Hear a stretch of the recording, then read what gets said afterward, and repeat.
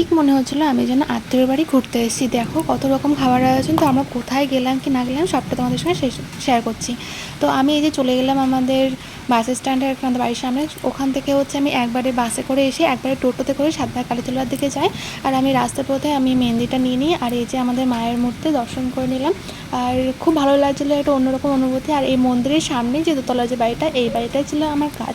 সত্যি কথা বলতে বাড়িতে সবাই এতটা ভালো ছিল, ওদের ফ্যামিলি থেকে বিশেষ করে ওদের আত্মীয় স্বজন প্রত্যেকে এতটা কোঅপারেট ছিল। মানে সবাই বলছিল তোমার এত কষ্ট হচ্ছে বাট এতটা সুন্দরভাবে এত টাইম নিয়ে করছো, মানে টাইম বলতে তাড়াতাড়ি করে করছো আর কি। তো সবার খুব পছন্দ হচ্ছে কাজগুলো। তো যাই হোক না কেন, আপনাদের কেমন লাগলো অবশ্যই কমেন্টের মাধ্যমে জানাবেন। তাড়াহুড়োর মধ্যে আর কি করা হয়েছে। আর ওদের এখানে গেছিলাম প্রায় 3টের সময় গেছি। আর বাড়িতে ফিরেছি কখন জানো, প্রায় 1:45টার সময়। ভাবতে অবাক লাগছে না ভাই, এতটা টাইম কী করে করলো, মানে এতটা টাইম বসে থাকে। কিন্তু না, অ্যাকচুয়ালি হচ্ছে ওদের কাজ করছিলাম, আবার ওদের টিফিন দিচ্ছিলো। এই যে সঙ্গে সঙ্গে বলতে না বলতে চা চলে আসলো, যে চা না খেয়ে হবে না, একটু রেস্ট নেওয়া, একটু বাথরুমে যাওয়া, ফ্রেশ হওয়া, এগুলো করতে করতে আমার অতটা রাত হয়ে গেছিলো। তো যাই হোক না কেন, সবাই কুচকে বাচকা থেকে শুরু করে সবাই বলছিলো, বায়না করছিলো যে পড়ার জন্য, কিন্তু সবাই তো সম্ভব হয়ে ওঠেনি। যতটা সম্ভব হয়েছে আর কি, তো ততটাই করা হয়েছে। আর আমার কাছে তাছাড়া বিশেষ করে মেহেন্দি বেশি ছিল না, তার যে যতটা মেহেন্দিতে যতটুকু জনকে করাতে পেরেছি ততজনকে পড়িয়েছি।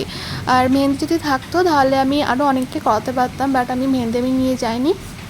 এটা হচ্ছে আমার ফল্ট ছিল। তো যাই হোক না কেন, কেমন লাগলো অবশ্যই করে কমেন্টের মাধ্যমে জানাবেন। আপনাদের যদি স্পেশাল কোনো ডেতে বুক করতে চান অবশ্যই করে আমাকে বলতে পারেন, আমি কিন্তু আপনাদের লোকেশনে অবশ্যই হাজির হয়ে যাব।